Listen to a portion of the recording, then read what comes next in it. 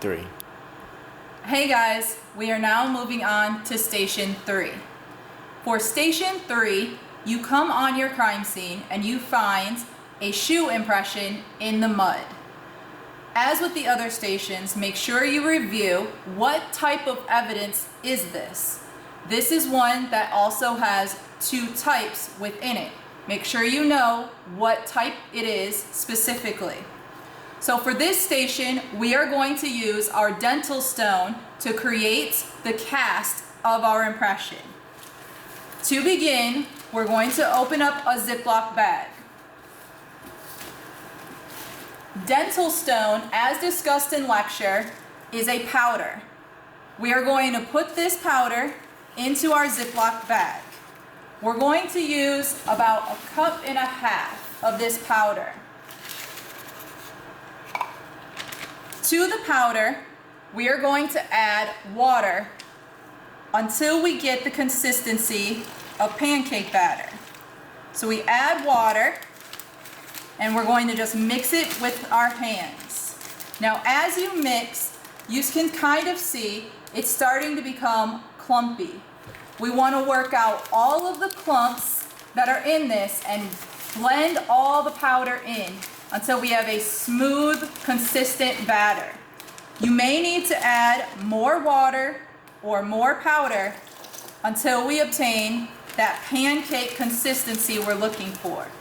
Now, as I mentioned in lecture, I think often you want this to be a little bit more liquidy than pancake batter. This is something that is trial and error from just doing it over and over. So now we have a little bit, this is a little too liquidy probably, so we're going to add a little more powder to it and continue to mix.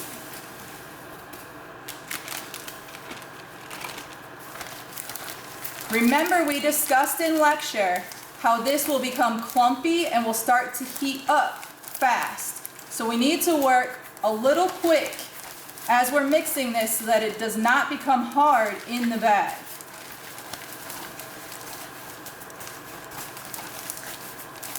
We're almost there. We're still a little on the liquidy side, so we're going to add a little more powder.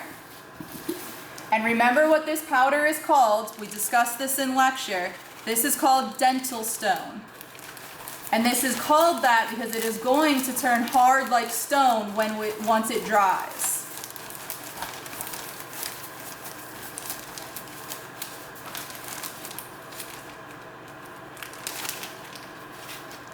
Little bit more, and we're going to put this into our impression.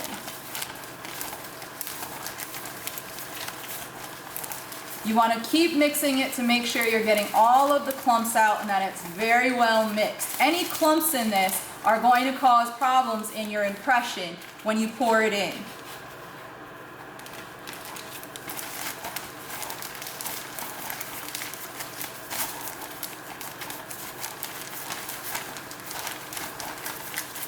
Alright, now when we do this, the way we pour this into the impression, you want to start on the outer edge. So if you can see our impression a little, we have some impressions here at the front end of this.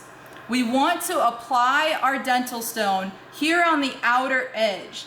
Do not pour the dental stone straight into the pattern because the force and the speed with which you apply it will push the impression out and you will not get the detail that you need. So what we're going to do is very carefully cut the corner of this bag.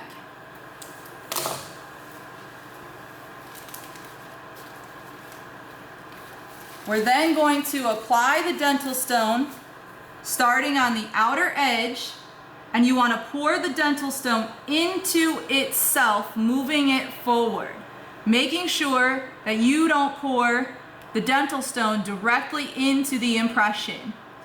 Make sure you fill it all in, and then we're going to let it sit. And that ended up being perfect consistency. You saw how it flowed into the pattern, but it was not too liquidy to flow out of it. And now it is just settling and it will dry in this position. We will come back to check on this after we finish our other stations.